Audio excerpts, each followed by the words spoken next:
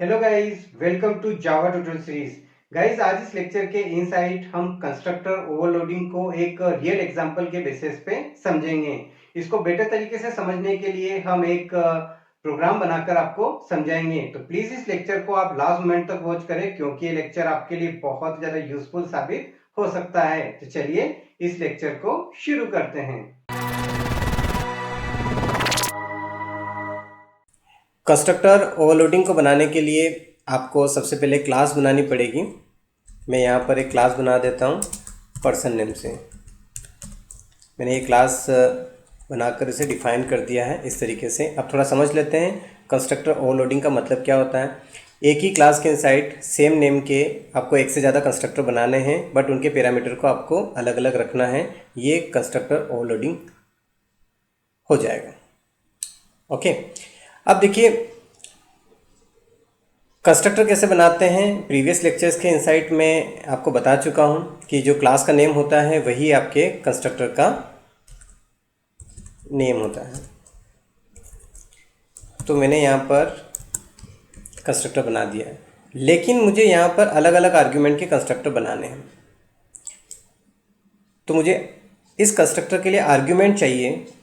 तो मैं यहाँ पे क्या करता हूँ कि 3 वेरिएबल ले लेता हूँ। पर्सन का आईडी हो गया, दूसरा वेरिएबल ले लेते हैं हम पर्सन का नेम हो गया,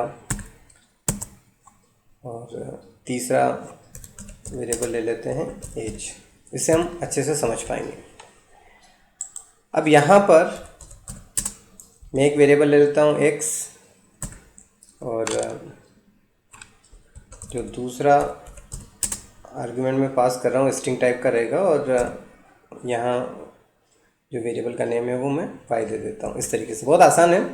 अब एक्स में जो आएगा वैल्यू उसको हम आईडी में असाइन कर देंगे, और वाई के इनसाइड जो वैल्यू आएगा उसे हम नेम को असाइन कर देंगे। सिंपल।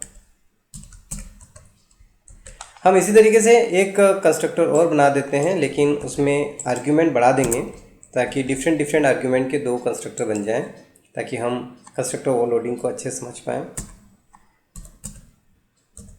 मैं यहाँ पे जेट ले लेता हूँ, और अब जेट के इनसाइड जो वैल्यू आएगा उसको हम एज नेम के वेरिएबल में असाइन कर देंगे इस तरीके से। अब इनको प्रिंट करवाने के लिए एक मेथड चाहिए होगी, तो मैं यहाँ पर डिस्प्ले नेम का एक मेथड डिफाइन कर देता हूँ, और इसमें मैं प्रिंट करवा देता हूँ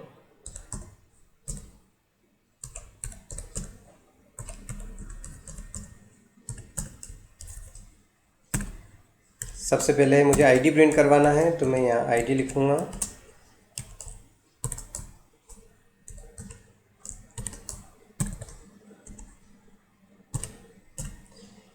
फिर मुझे यहाँ पर नेम को प्रिंट करवाना है, तो मैं यहाँ नेम से लिखूँगा, और इसके बाद मुझे यहाँ पर एज को प्रिंट करवाना है।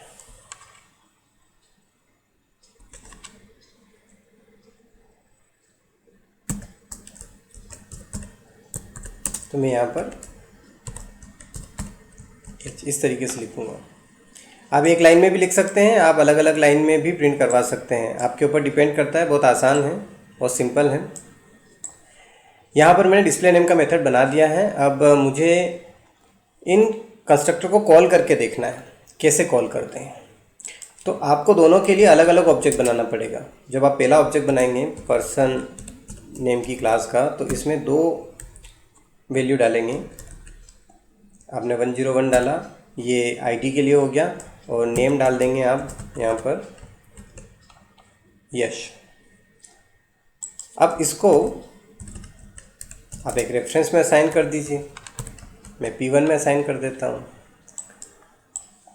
अब आपको क्या करना है कि इसी क्लास का एक और ऑब्जेक्ट बनाना है सेकंड कंस्ट्रक्टर के लिए, जिसमें एज भी डालना है। तो मैंने यहाँ पर एज डाल दिया 32। ओके, और यहाँ पर मैंने जो रेफरेंस बनाया वो P2 बनाया। ओके, अगर मैं P1 से डिस्प्ले को कॉल करूँगा तो मुझे केवल आईडी और नेम मिलेगा, और अगर मैं P2 से यानी कि P2 नेम के रेफरेंस से डिस्प्ले को कॉल करूँगा तो मुझे आईडी, नेम और एज भी मिलेगा। चलिए रन करके देखते हैं। आप देख सकते हैं यहाँ पर सबसे पहले आईडी, नेम और एज में 0 मिला, इंटीजर की डिफ़ॉल्ट वैल्यू है। अगर कोई वैल्यू नहीं डालते आप तो डिफ़ॉल्ट वैल्यू मिलती है, तो वो 0 मिला है। उसके बाद आप देख सकते हैं यहाँ पर जब दूसरा यानी कि P2 से कॉल किया तो आईडी मिला, नेम मिला और एज भी मिल गया यहाँ पर। तो ये कंस्ट्रक्टर ओवरलोडिंग का कॉन्सेप्ट है। आई होप कि आपको बहुत अच्छे से समझ में आया होगा। अगर ये कोड आपको चाहिए तो डिस्क्रिप्शन में टेलीग्राम चैनल का लिंक है, आप उसे ज्वाइन करके वहाँ से ले सकते हैं, या फिर व्हाट्सअप का लिंक भी मैंने दिया है, आप सीधे वहाँ से मुझसे बात करके भी ये कोड ले सकते हैं बिल्कुल फ्री ऑफ कॉस्ट। तो मिलते हैं नेक्स्ट लेक्चर में, तब तक के लिए बाय बाय।